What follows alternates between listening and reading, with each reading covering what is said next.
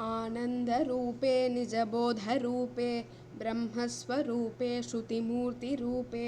शशाङ्करूपे रमणीयरूपे श्रीरङ्गरूपे रमतां मनो मे कावेरीतीरे करुणाविलोले मन्दारमूले धृतचारुकेले दैत्यान्तकाले किल लोकलीले श्रीरङ्गलीले रमतां मनो मे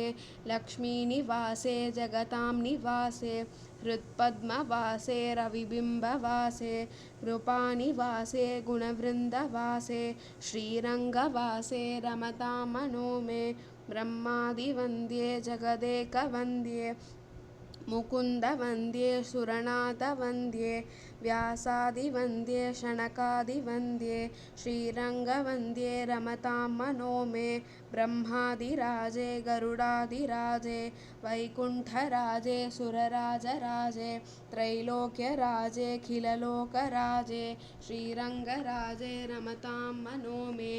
अमोघमुद्रे परिपूर्णनिद्रे श्रीयोगनिद्रे शशमुद्रनिद्रे श्रुतैकभद्रे जगदेकनिद्रे श्रीरङ्गभद्रे रमतां मनो मे सचित्रशायी भुजगेन्द्रशायी नन्दाङ्गशायी कमलाङ्गशायी क्षीराब्धिशायी वटपत्रशायी श्रीरङ्गसायी रमतां मनो मे इदं हि रङ्गं त्यजतामिहाङ्गं पुनर्न शाङ्गं यदि सङ्गमेति पाणौ रताङ्गं चरणेऽम्बुकाङ्गं याने विहङ्गं शयने भुजङ्गं रङ्गनाथाष्टकं पुण्यं प्रातरुत्थाय यः पठेत् सर्वान् कामानवाप्नोति रङ्गिसायुज्यमाप्नुयात्।